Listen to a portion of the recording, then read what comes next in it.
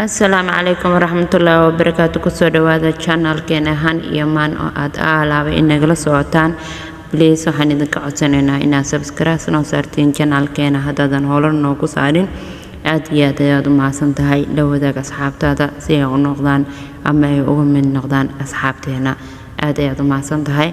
maantana barnaamijkeena waxaan kusoo qaadan doonaa aktarada caanka ee dalkaasi Turkiya iyo walaalahooda. waxaana barnaamijkeena ku baran doonaa aktarada caanka ee dalkaasi Turkiya qaar ka mid ah iyo walaalahooda. waxaana kusoo qaadan doonaa 10 ka mid ah aktarada caanka ah ee aan misaladooda la socono. aad iyo aad ayaad mahadsantiin. kusoo dhawaada. atrishada ugu horeysa aan kusoo qaadanayna barnaamijkeena waa Burcu Biricik. waxaana la dhashay hal wiil waxaana lagu magacaabaa Biricik. sidoo kale waxaan soo qaadanaynaa atrishada caanka ah ee lagu magacaabo Asli Ever. waxaana la dhashay wiil iyo gabar waxaana lagu kala magacaabaa Akin iyo Anil.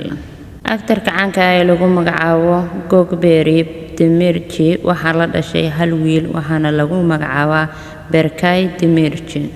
aktarka caanka ah ee Kadir Dogulu waxaa la dhashay 2 wiil iyo hal gabar waxaana lagu kala magacaabaa Kemal Azuman iyo Maxamed.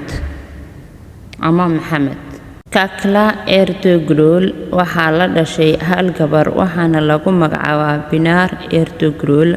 sidoo kale waxaan ku soo qaadan doonaa aktarka caanka ah ee lagu magacaabo Maxamed Gunsur waxaana la dhashay hal gabar waxaana lagu magacaabaa Zainab Gunsur. waxaana kale barnaamijkeena aan ku soo qaadan doonaa atrishada caanka ah ee lagu magacaabo Nur Fitah Ugulu waxaana la dhalatay hal gabar gabadhaasna waxaa lagu magacaabaa Selvinas Fitah Ugulu. aktarka caanka ah ee lagu magacaabo Burak Özçivik waxaa la dhalatay hal gabar waxaana lagu magacaabaa Burcun Deniz. sidoo kale waxaan ku soo qaadan doonaa barnaamijkeena aktarka caanka ah ee waliba aniga aan si qaas ah u jeclahay sidoo uu wax u jilo Aras Bulut. waxaana la dhalatay hal wiil iyo gabar waxaana lagu kala magacaabaa Orjun iyo Yasmin.